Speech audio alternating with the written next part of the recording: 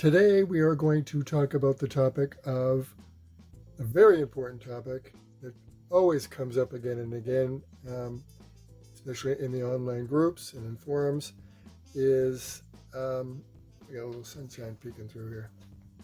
Let me just see if I can, there we go. So it is what comes up is the question, how do I convert my artwork?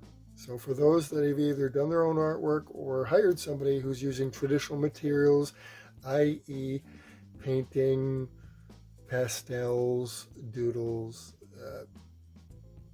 collages, sculptures, photographs, all that kind of stuff, that to be published basically gets converted into a digital type of format. Anything that we put online or print with is put in a kind of a digital format, especially when it has text and stuff too. But anyways, to get back to points, I'm just going to check my notes, make sure I stay on track. Yeah, so converting the artwork. So whatever it is you're converting over for printing or for promotion on your websites and web pages and platforms, it does have to be obviously converted over, right? You're not painting all the drawings and then sending it to each customer. It has to be processed, and for the longest time, decades, it's processed to a digital form. Now that digital form that you're used to seeing, and especially when you're doing things, is pixels. So this video, the next video will be breaking down the difference between pixels and vector in more detail. I'm just going to touch on it here because I just want to cover the general topic of how do I get my artwork converted over. So, but first you have to understand pixels. So when you go on vacation and you take a photo with your cell phone or whatever, and then you upload it, and it's usually in a PNG or JPEG, that probably rings a bell to you, file, and you post it on your Facebook. Well, that is made of pixels. And if you were to say pop it into a program and then zoom in as far as you could zoom, eventually the images break down and you see it's just these colored squares. And those are pixels, and so that's as deep as I'm going to get into that. So a lot, not all, but a lot of what we're seeing and what we're producing is just regular people when we put stuff online. Same thing if I take a drawing and then I scan it with a scanner. People were using scanners, and some still do. When you upload that, that's now in pixels. It's a digital form, it's in pixels. So that's one of the main forms. There's another form that's really basically used with professionals and commercial, and that's called vector. And by the way, just to finish pixels, you can also create in pixels. So the very popular program Procreate is a program designed for the layman person with really easy tools, and you can do beautiful artwork. We see it and do books, but it is a pixelized program. Now there are programs like the one I strictly use for everything I do, any project, but especially children's books and promotions and anything online or printing. So I'm just trying to get rid of this. This light seems to be moving on me for some reason. How can the sun be moving that quickly? I guess I am.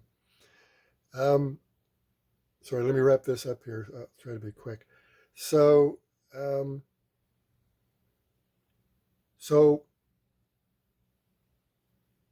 vector is also a digital format, and I use Adobe Illustrator, and basically, so when somebody's drawing in Procreate, they're drawing in a pixelized format.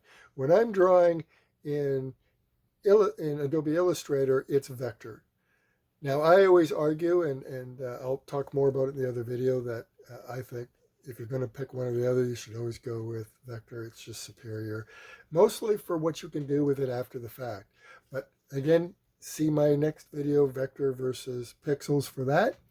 But basically, you're going to use one of those two forms to either create or to polish up, say, artwork that you scanned. Because you want to polish it up, especially if you're doing a book, you at the very least need to pop text in it. So I think you can use pop text in Procreate. You can certainly do it in Adobe Illustrator. You can do anything in Adobe Illustrator. Polish it up, do lighting effects. You can just, sky's the limit in Adobe Illustrator. But you can do a lot if you're a talented artist in Procreate as well. But anyways, you pick your digital format and whatever, and basically, so for if you're using Procreate to create stuff, great. Now, the other benefit of Adobe Illustrator is it has a tool that Procreate doesn't have, which can convert. So you've got just another extra tool in there. So again, why would I go anywhere else?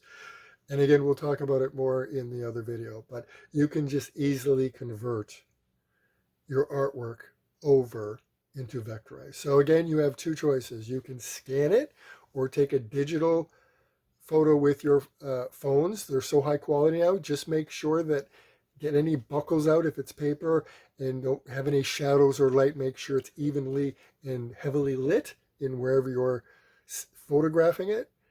And then you can just use it, convert it in any program as a regular pixel image like Photoshop or whatever, and polish it up a little. You can do that. Or you can really up your ante and pop it into a vector program and really jazz it up with way more options, way more easy, and convert it to vector with 2 clicks, and which has more benefits. See the other video for that.